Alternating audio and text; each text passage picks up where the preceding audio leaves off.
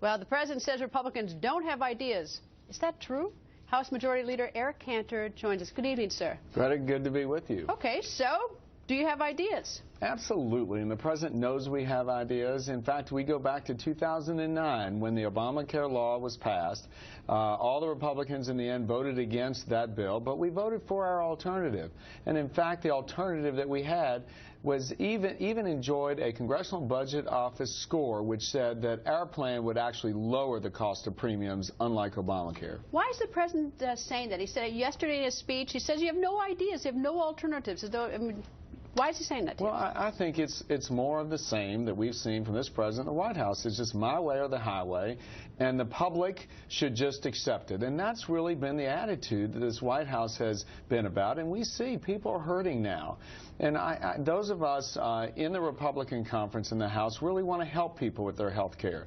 And unfortunately, we know that Obamacare is just not ever going to get there. The website is just the beginning, because underneath it all is a flawed law that really is not going to give people the kind of health care that they want at the prices that they can afford. See, here's what I don't get, is that last night I listed 3 programs that were suggested by the Republicans. They may not be good programs. They may be programs that no one likes, or they may be great programs. I don't know what it is. But they certainly were alternatives. They certainly were choices. And yet the president, I can't figure out if he doesn't know about them or if he's dismissive of them. I can't figure out why he says you don't have any. I mean, he may say they're dumb, but he doesn't. He says you don't have any. Again, it's the attitude that the only thing that we can do is Obamacare, and all the while Obamacare is crumbling.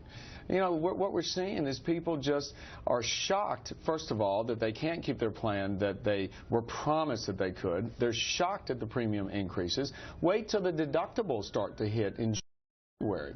And so we have got a very serious situation, and those of us in the House believe much, much better prospects for a patient-centered plan. Do you talk to him at all? I've talked to the president, and again, I don't have a great opportunity to do so because the president really doesn't engage on the Capitol Hill. And that's part of the problem. And it's not that way with all those in the White House. In fact, I've had a great relationship with the vice president. I'm able to bounce ideas off of him.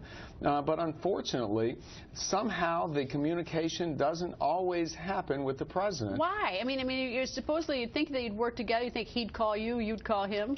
Well, I mean, at this point, perhaps maybe he'll begin to want to do that to solve problems, because if we can set our differences aside, there's a lot, I think, that we can do together. All of us care about health care. We don't believe that Obamacare is the way to afford that kind of care to the people. And in fact, the Congressional Budget Office, again, said that our approach, the one that's patient-based, the one that allows for more flexibility for health savings accounts, the one that says that people can purchase health care across state lines, and a plan, frankly, that had in it a safeguard for those with pre-existing conditions, but did not implement a plan that raised prices the way that Obamacare does.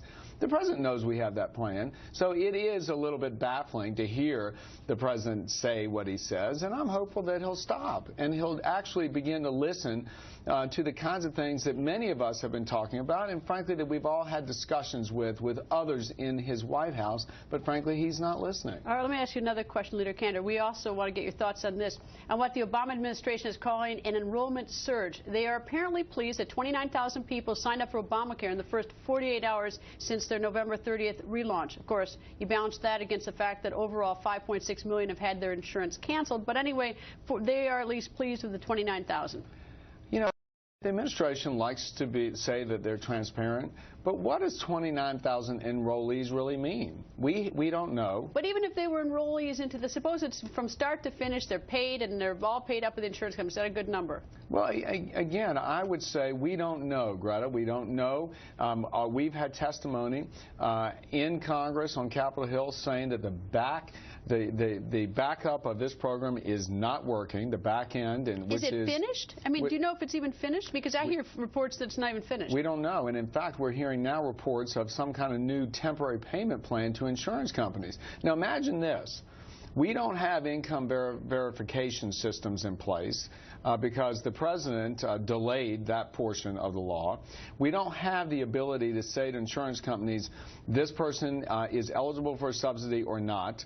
We're told now that the back end of the system doesn't do that yet. So what the administration, we are told, is about to do is to give taxpayer money to insurance companies on the honor system, to say, okay, here, you take that subsidy and you'll reconcile this with us later. Now, again, I don't think the public says that that's the right way for us to go about doing this. If you're not communicating with the president, who's telling you this stuff?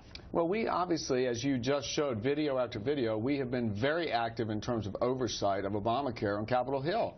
We don't have to go far. When our members go home into their district, believe me, we are deluged with anecdotes, with stories of hardship but in terms families of on Obamacare issues. The honor system, who's telling you about the honor system? It's the first time I'm hearing about this honor system. Well, I mean, there was a report last night, and again, we don't know. So we're waiting for the briefing about the administration. But what we've been told now, and we need to verify this, but what we've been told is the income verification piece is not yet working, that there now has to be like a guesstimate or an honor system where I'm eligible for the subsidy, and oh, by the way, insurance companies take the taxpayer dollars and we'll reconcile it later. Well, we did that. We don't know, but I'm saying... The honor system didn't work in school very much, for at least where I went to school. But let me ask you one other question.